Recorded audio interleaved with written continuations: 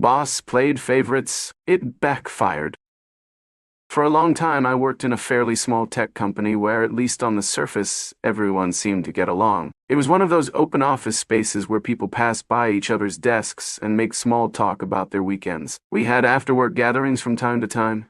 Nothing fancy. Maybe an occasional bowling night or a trip to a nearby bar for some drinks. If an outsider came by for a few hours, they might think, wow, these folks are pretty friendly. But beneath all that outward pleasantness simmered a dynamic that kept everyone on edge.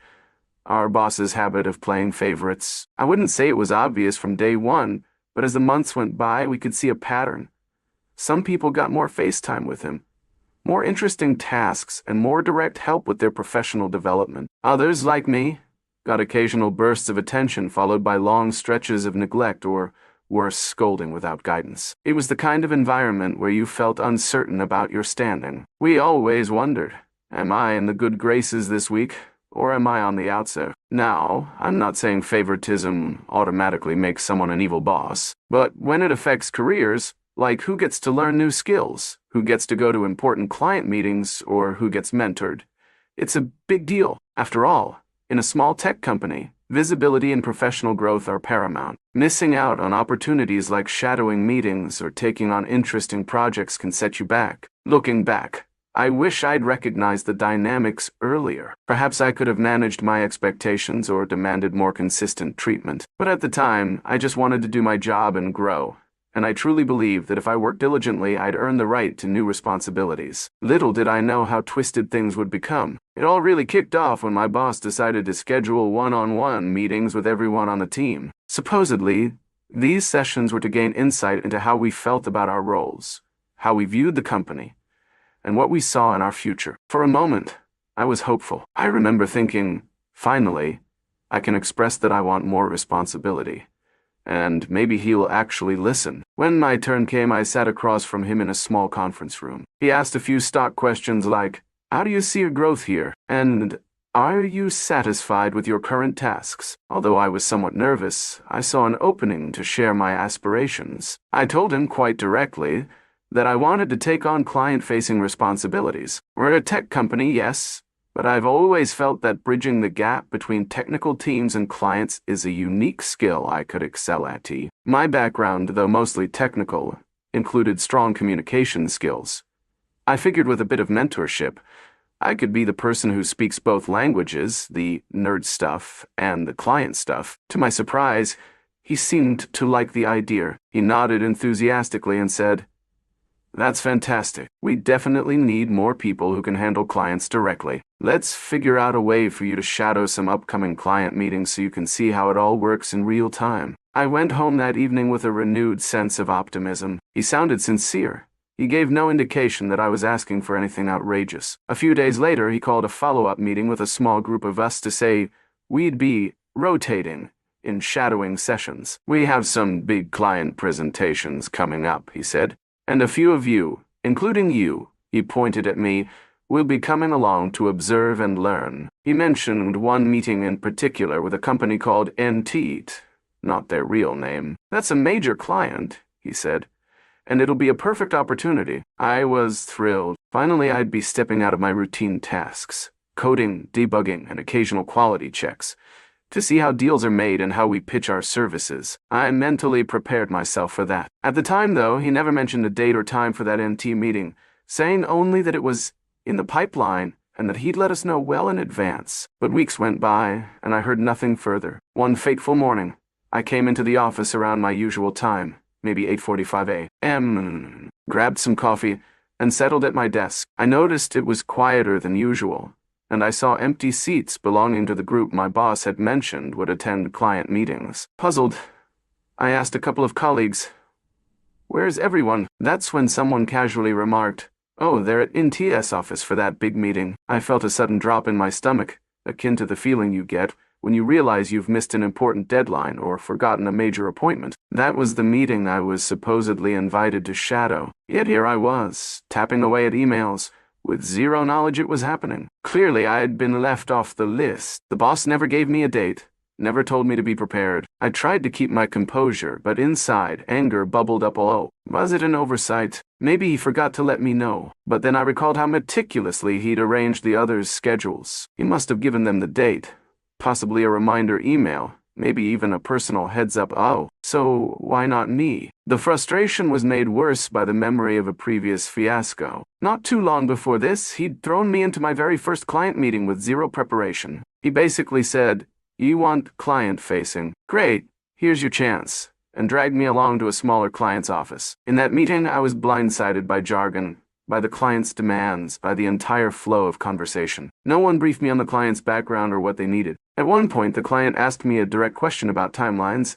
and I stuttered out an answer that may or may not have matched what my boss or the project manager had in mind. Naturally, I fumbled. It felt like being tossed into the ocean when you've only practiced swimming in a backyard pool. The outcome was awkward. The client left feeling unsure about my capabilities, and my boss was furious that I hadn't magically performed at an expert level. Later, he scolded me privately, telling me something along the lines of, "If you embarrass us like that again, I'm not sure I can keep you around." That stung, given that he was the one who'd pushed me into it without the slightest bit of training or context. Hence, my absolute bewilderment at being excluded from the NT meeting. Though he's fine with throwing me to the sharks unprepared, but he won't let me join a big learning opportunity with the senior staff. That's how I interpreted it.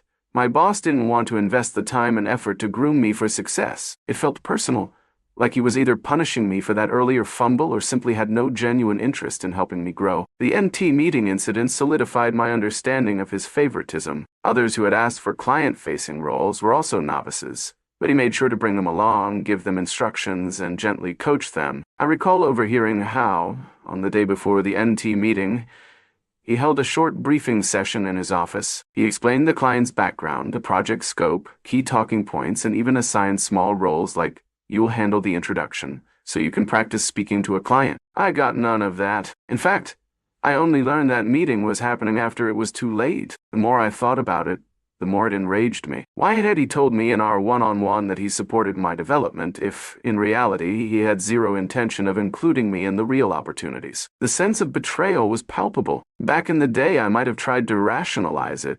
Oh, maybe he forgot. Or perhaps there was a misunderstanding. But the pattern of inclusion for some and exclusion for me was too stark. It wasn't an innocent mistake. It was a deliberate choice. I'm generally not a vindictive person. I like to think I'm straightforward.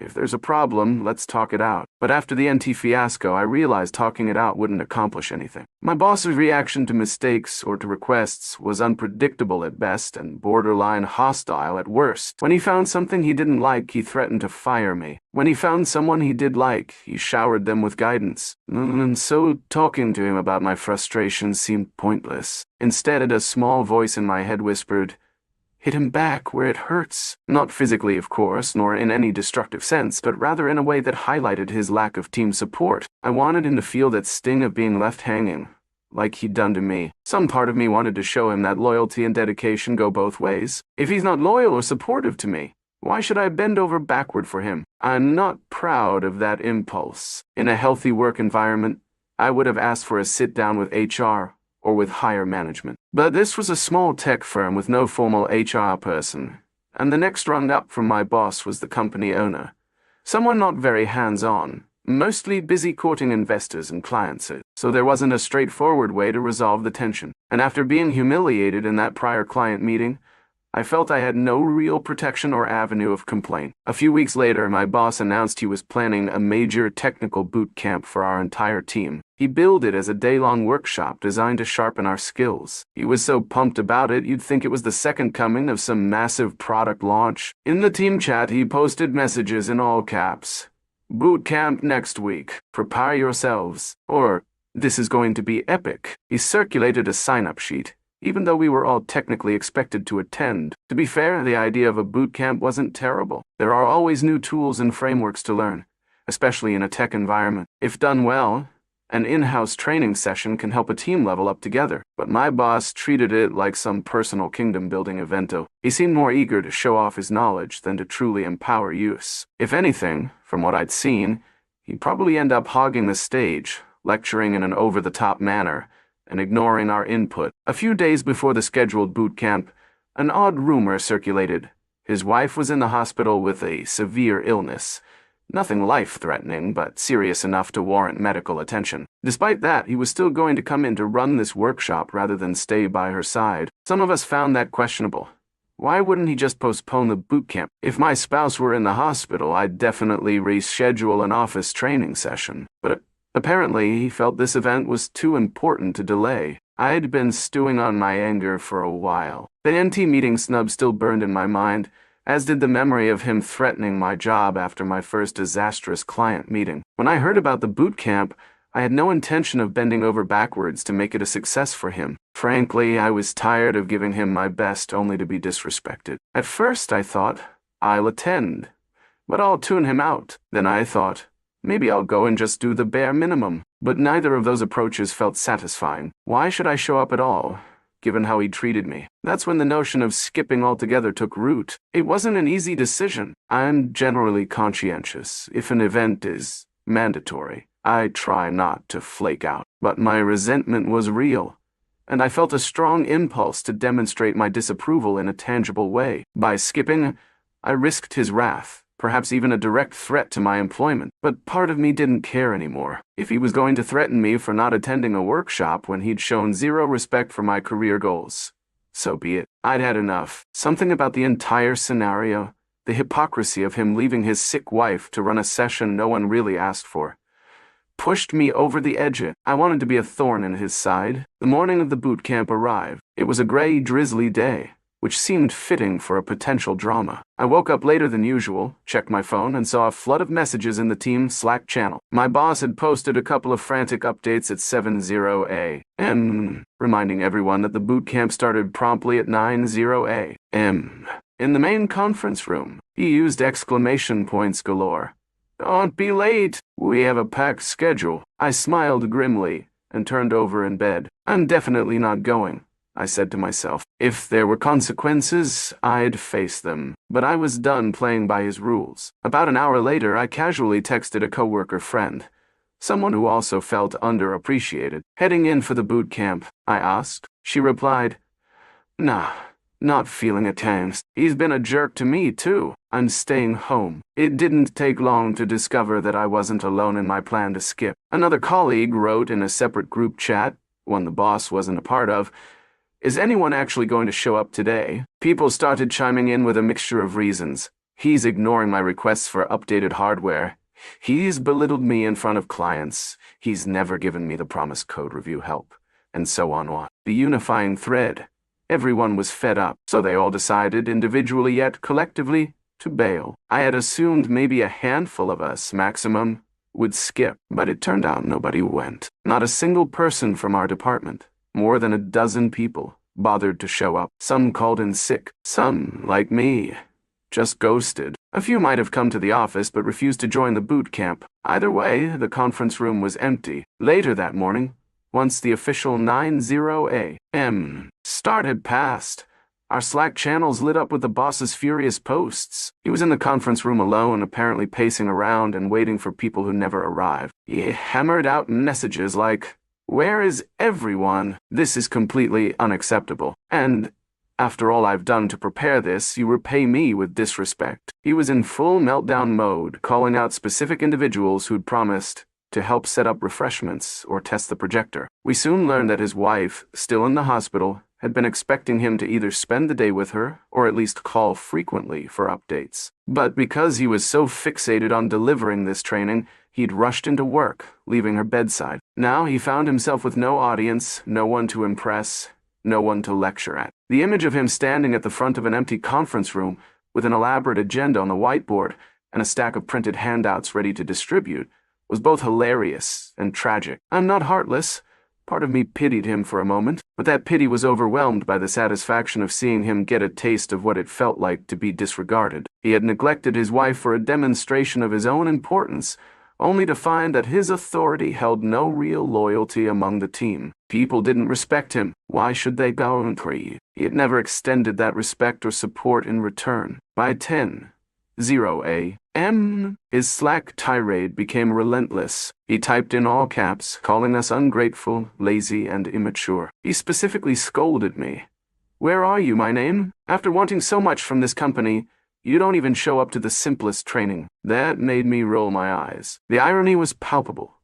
He promised me a chance to shadow client meetings, then excluded me, but now demanded I show up for a boot camp he was forcing on us. Some of my colleagues egged him on, responding sarcastically, "Sorry, boss, guess we missed the memo or couldn't possibly attend without more official guidance from management," referencing the way he withheld information about the NT meeting. Others simply remained silent, letting him rant into the void. The meltdown continued for about an hour, until he presumably realized no one would come. He ended with a dramatic flourish. "I've sacrificed everything for this team, and you all give me nothing in return. This is a betrayal." Then he left the Slack channel for a while, presumably to sulk in his office or contact his ailing wife. To my knowledge, he never apologized for ignoring our requests or playing favorites. Instead, he positioned himself as the victim, as though we were a pack of rebels who'd staged a mutiny out of nowhere. The next day, I did go into the office, half expecting to find a pink slip on my desk, but nothing of the sort happened. My boss was there, but he avoided eye contact. The tension in the air was thick. You could practically see the cloud of anger floating around him. Yet he didn't confront me directly. Maybe he was still too stunned by the mass no-show. Perhaps he guessed that if he fired one person, he'd have to justify not firing half the team. Slowly, bits of gossip emerged. The higher-ups, the company owner and a couple of senior managers had heard about the fiasco. They didn't approve of our collective absence, obviously,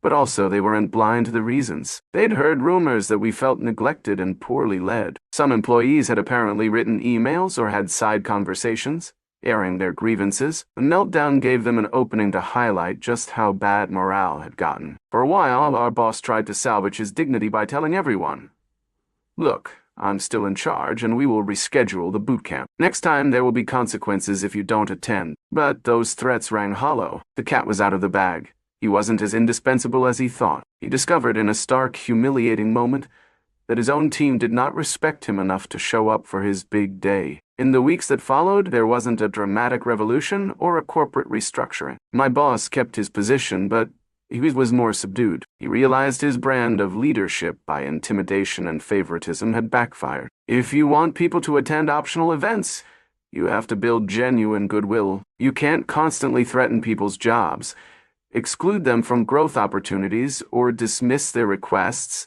and then expect them to rally around you. A few of us joked privately about how no one was the boss's favorite anymore. Before, he had his chosen few, those he coached or included in important meetings. But after the boot camp fiasco, even those folks realized how shallow his support was.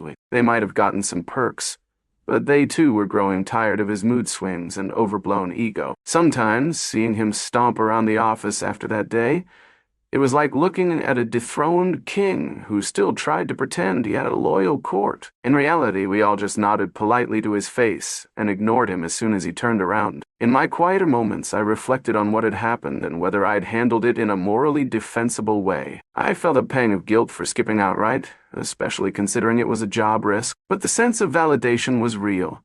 He finally got a taste of the frustration he so casually inflicted on others. If he had acted fairly, given me guidance, or included me in the shadowing sessions I'd asked for, I might have respected him enough to show up. This incident proved a point. Leadership is not about forcibly demanding loyalty. It's about earning it through consistent support and fair dealings. One fascinating aspect of the no-show was that we never explicitly coordinated it as a group. There was no secret meeting where we said, "Let's sabotage the boot camp." It happened organically. Each person had their own grievances. Some were irritated by micromanagement, some by broken promises, some by the general negativity. So when the day arrived, each of us independently decided, "I'm done with this nonsense," and stayed away. In a twisted way that made it more powerful. It wasn't a single ringleader orchestrating a boycott.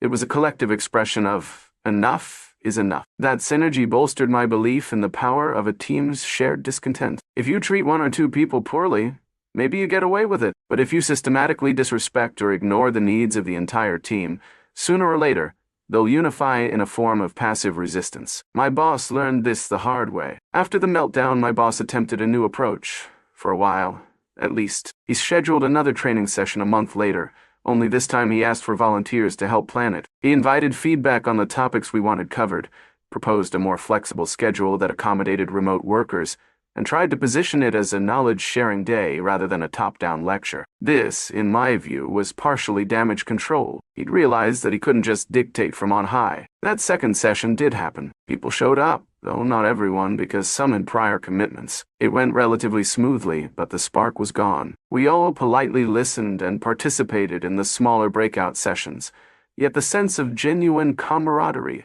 that a well-respected leader might foster was absent. It felt more like we were humoring him to keep the peace. As for me, I continued to do my job. I never did receive the promised mentorship for client-facing work, and eventually I learned to seek out my own opportunities. Sometimes I shadowed senior sales folks who were far more open to letting me learn. By networking internally, I found ways to expand my skill set, bypassing my boss's inconsistent help. It wasn't ideal, but it was something. Do I feel vindicated by that day nobody showed up for the boot camp? Absolutely. It remains one of those experiences I look back on with a mischievous grin.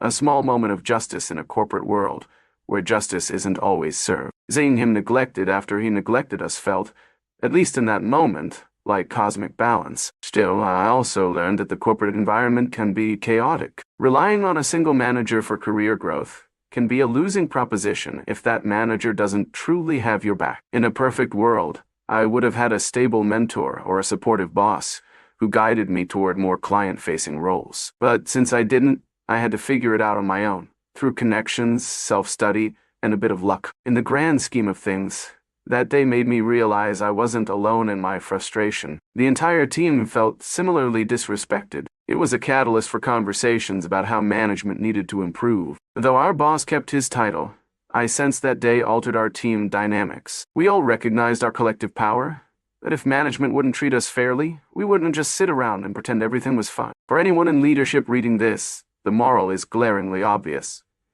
You cannot continuously play favorites, neglect employees' professional aspirations, and then expect unwavering loyalty when you need them. People may initially try to play by your rules, hoping you'll notice and reward them.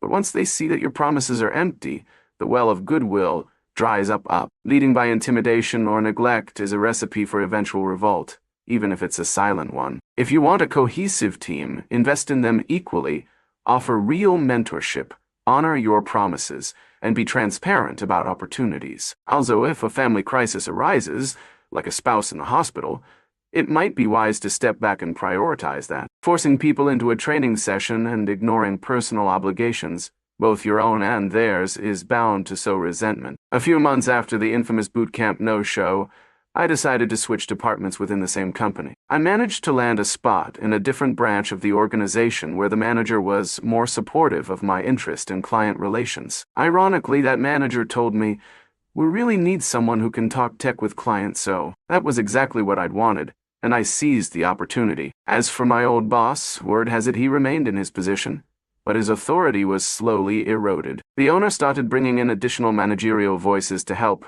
oversee operations, which was code for, "We don't trust you to run this on your own anymore." Morale in that department improved a bit once other leaders took on more responsibilities, effectively diluting his power. I still see him around the office now and then, but we have minimal interaction. Sometimes he gives me a curt nod. Perhaps part of him holds a grudge, or maybe he's just embarrassed remembering how the entire team ghosted him. Either way, I don't bother with pleasantries beyond a basic greeting. I'm content in my new role, and I have found the mentorship and opportunities for growth that he never provided. Whenever I recount this story to friends or colleagues, they usually react with shock and a bit of amusement. "You all just decided not to show up." And he'd left his wife in the hospital for this war. The consensus is that it was a remarkable demonstration of workplace karma. He set the tone by disregarding our needs, and eventually, we disregarded his. While I wouldn't recommend mass no-shows as a first step in dealing with a challenging boss, it was a unique scenario that arose organically. Sometimes, when formal structures for complaint or negotiation don't exist, employees resort to more dramatic forms of protest. In our case, it taught him a lesson, if only temporarily. And for me, it was a moment of catharsis. In the end, the story boils down to a boss who played favorites and discovered, too late, that he wasn't anyone's favorite. And when it came time for him to rally the troops to a day-long technical boot camp, one he insisted on holding despite personal circumstances. He found himself alone. The entire team collectively shrugged and said, "No thanks," leaving him fuming in an empty conference room. He'd neglected his wife for a training session, assuming he was so vital that everyone would jump at the chance to be there. But a leader who fails to respect or nurture his own team can't expect them to respect him back. Our universal absence was the exclamation point on that realization. For me, personally, it felt like the universe's way of balancing the scales, at least for a day. All the disappointment and frustration he inflicted on me by excluding me from critical client meetings and blaming me for mistakes he set me up to make came back to haunt him when he needed the team's support most. That's not to say I condone such workplace drama as a regular tactic. It's risky and can foster deep tensions, but in this one instance, it served as a powerful message. If you're a boss, be careful about how you treat people, because loyalty can't be demanded.